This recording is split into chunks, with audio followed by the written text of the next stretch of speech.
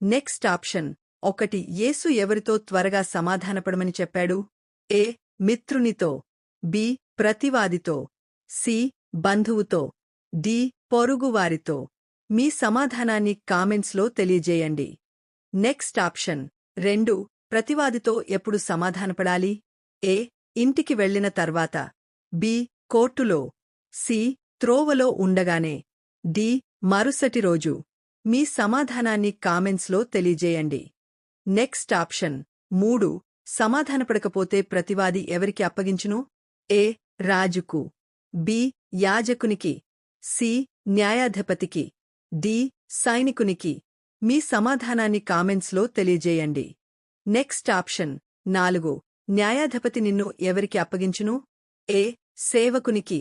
B. బంట్రోతుకు. C. స్నేహితునికి. D. బంధువుకు. మీ సమాధానాన్ని కామెంట్స్లో తెలియజేయండి. నెక్స్ట్ ఆప్షన్ 5 బంట్రోతుకు అప్పగించిన తరువాత ఏమి జరుగును? ఏ. ఇంటికి పంపబడును. బి. విడుదల చేయబడును. సి.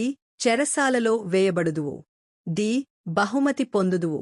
మీ సమాధానాన్ని కామెంట్స్లో తెలియజేయండి. నెక్స్ట్ ఆప్షన్ 6 ఈ వచనం ప్రధానంగా దేనిని బోధిస్తుంది? ఏ. ధన సంపాదన. బి. సమాధానము. సి. యుద్ధము. డి. వ్యాపారం. మీ సమాధానాన్ని కామెంట్స్లో తెలియజేయండి. నెక్స్ట్ ఆప్షన్ 7 త్వరగా అనే పదం దేనిని సూచిస్తుంది? ఏ. ఆలస్యం చేయడం. బి. వెంటనే చర్య తీసుకోవడం. సి. పారిపోవడం. డి. దాచుకోవడం. మీ సమాధానాన్ని కామెంట్స్లో తెలియజేయండి. నెక్స్ట్ ఆప్షన్ 8 ప్రతివాదితో సమాధానపడుట క్రైస్తవుని ఏ లక్షణం? ఏ. వినయం. బి. కోపం. సి. గర్వం. డి. అసూయ. మీ సమాధానాన్ని కామెంట్స్లో తెలియజేయండి.